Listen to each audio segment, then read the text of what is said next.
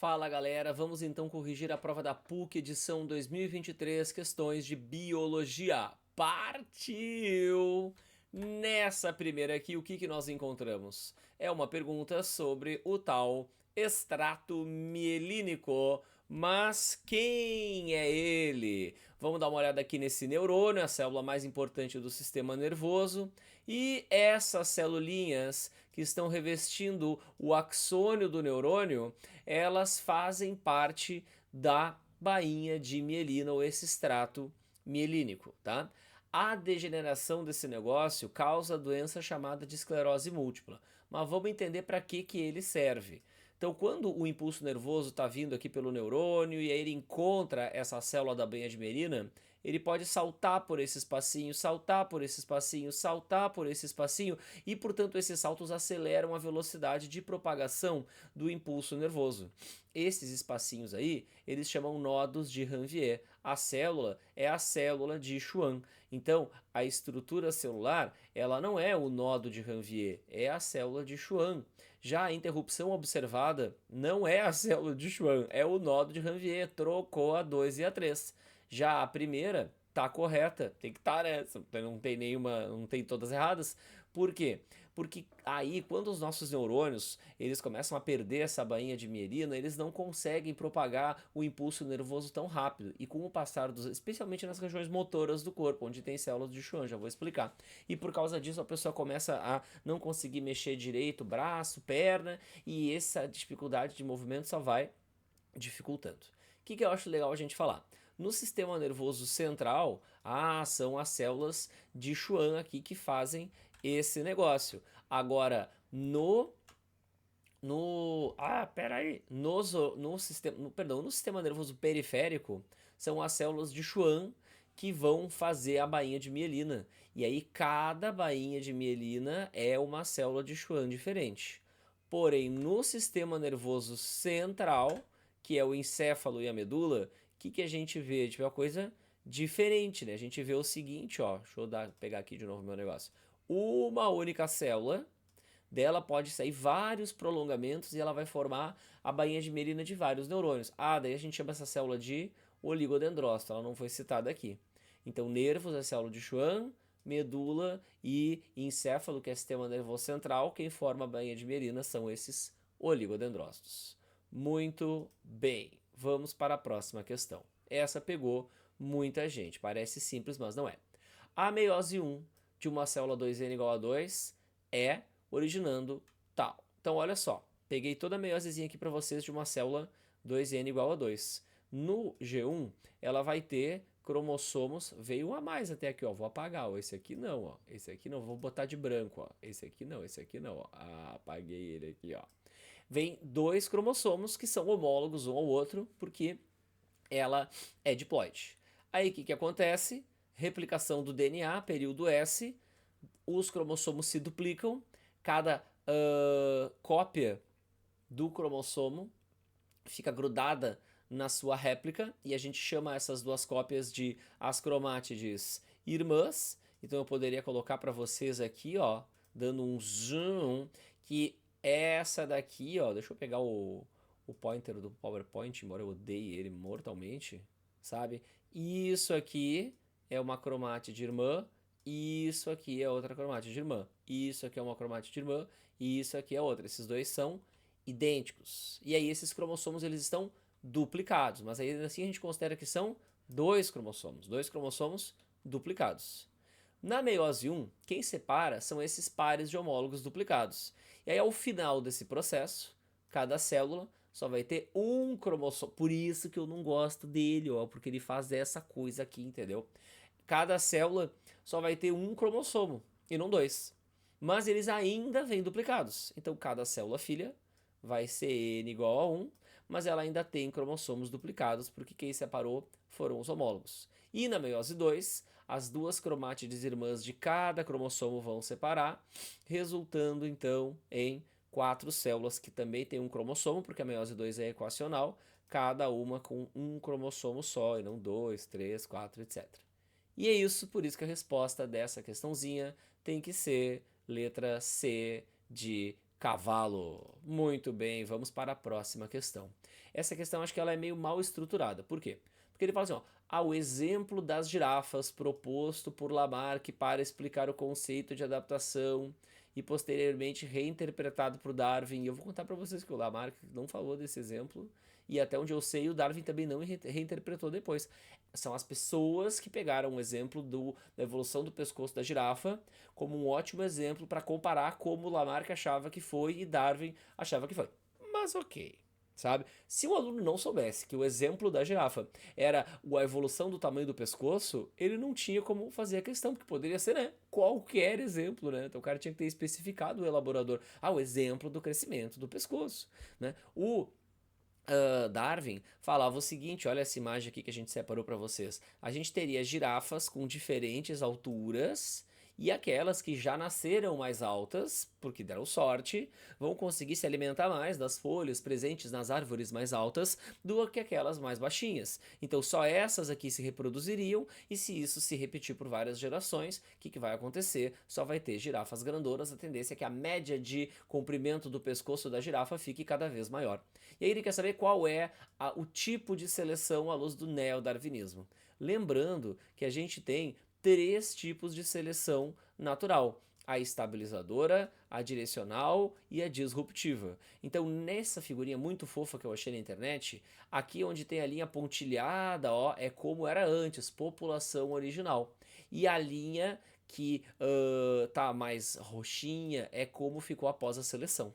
Quando é estabilizadora, quem é selecionado são os médios. Quando é direcional, um extremo da variabilidade que é selecionado, como o caso das girafas, porque só as mais altas são selecionadas. E na disruptiva, que é a mais rara, tanto as maiores quanto as menores, as distantes da média, são selecionadas. Muito obrigado, professor Gustabil, você arrasou no seu resumo. Beleza. Próxima questão, 47. Aí essa é aquela assim que o aluno, quando ele vê qual é a resolução, ele até se odeia um pouco, sabe? Porque às vezes tem questões que acontece uma coisa muito interessante.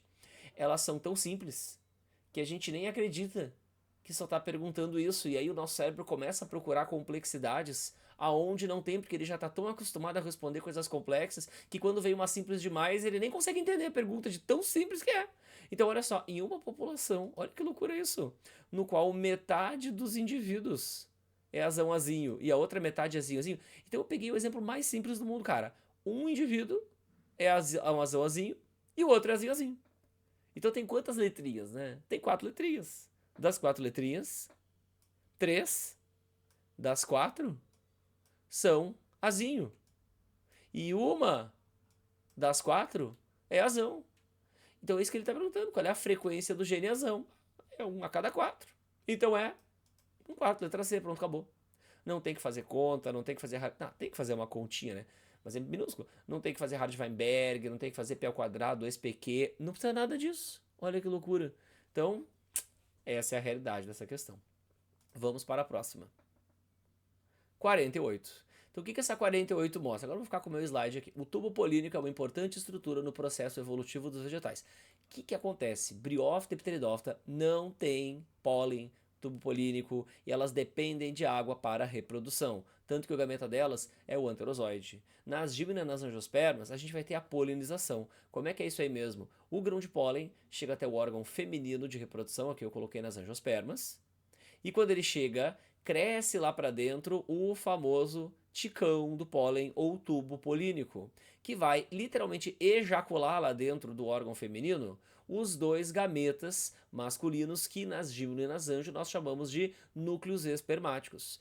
E aí no caso das anjos são 2 fecundações, no caso da gímeno é uma só. E a gente não falou na palavra água, porque a polinização, que pode ser feita pelo beija-flor, pela abelha, pelo vento, associada à formação do tubo polínico, dispensa a água para a reprodução. Por isso que a resposta tem que ser letra D de dromedário. Independência de água para reprodução nas duas. Elas não têm mais gametas flagelados praticamente. Vegetais inferiores a gente costuma chamar de briófita e pteridófita, eles não têm polinização. E olha só, é outra imprecisão dessa prova. O surgimento de ciclos reprodutivos EG. O aluno tem que deduzir que E de esporófito e G de gametófito. Tinha que ter escrito isso, sabe? Senão, pô, pode ser EG, qualquer coisa, né? Mas nesse contexto, esporófito e gametófito, ele só nas briófitas o gametófito é mais duradouro. A partir das pteridófitas, o esporófito vai ser o maiorzão e fica assim até as gímeno e as anjo também. Beleza, então é letra D essa querida aqui. Vamos para a próxima. Até que tá boa essa prova.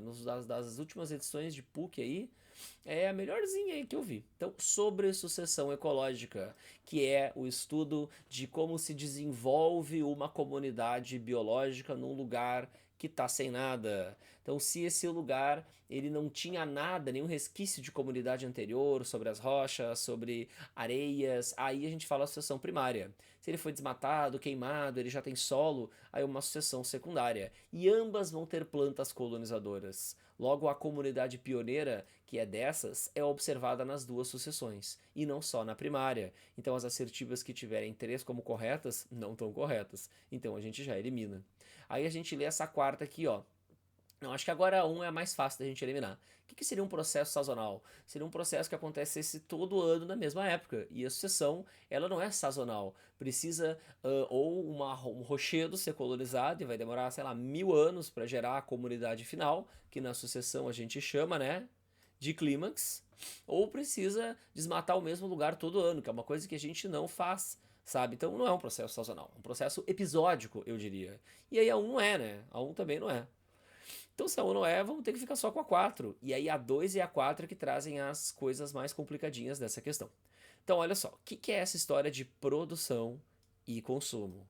Eu diria que produção é a fotossíntese, que me dói escrever de vermelho, tá? Mas escrevi. E o consumo é a respiração. Então, em plantas pioneiras, tem um crescimento muito rápido. Para tu crescer muito rápido, tu tem que guardar parte das coisas que tu produziu na fotossíntese no teu corpo, porque é guardando as coisas que tu produziu no teu corpo que ele vai ficar maior e tu vai aumentar de tamanho. Então, tudo que tu faz na fotossíntese a gente chama de produtividade bruta ou PPB. A parcela de tudo que tu fez na fotossíntese, que tu queima para gerar energia, é a respiração.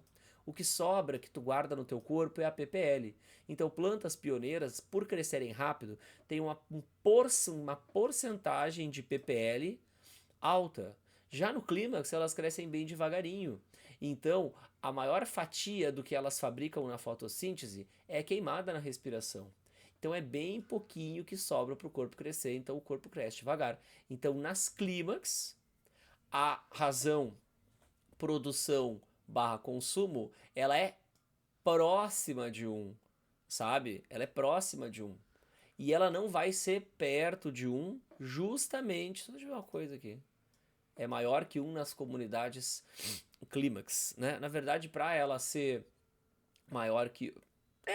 não é maior que 1, tem razão, ela é próxima de 1. Ela vai ser maior que 1 quando? Nas pioneiras, porque aqui seria tipo assim, ó, deixa eu fazer números para eu acho que fica mais claro pra gente entender. Aqui seria, se eu fiz 100, não, esse azul tá péssimo, né? Se eu fiz 100 de fotossíntese e 99 de respiração, que é tipo isso aqui, velho, vai ficar próximo de 1. Agora, se eu fiz 100 de fotossíntese e só 60 de respiração, daí vai ficar maior do que 1, né? Que tem os 40 ali da PPL. Então, por isso que essa daqui não é. Pô, difícil essa daqui, né? Demorei para explicar. Então, a incorporação de biomassa, que é o quê? Que é tu ter bastante PPL, que tu guardar bastante matéria da fotossíntese no teu corpo. É mais evidente nas pioneiras e nas intermediárias. Daí sim. Por isso, letra A. Pô, difícilzinha essa daqui, né? Chatinha. Pro padrão PUC, assim, bem feita e chatinha. É difícil uma questão da PUC ser bem feita e chatinha. Maravilha. E a última é a Zoomaster Decorabs. Então, olha só.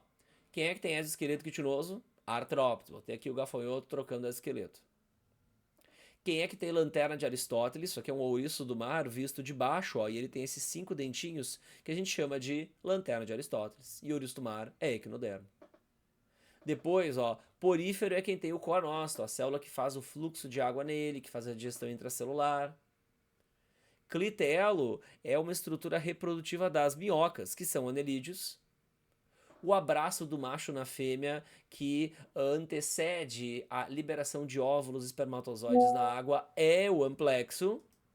E o cnidócito, que é aquela estruturinha, deixa eu ver se vai dar a animação aqui para vocês, vai dar, que vai gerar a queimadura, ele tem dentro uma estrutura chamada nematocisto, que é esse fiozinho que vai gerar a queimadura nos cnidários. Por isso é cnidário.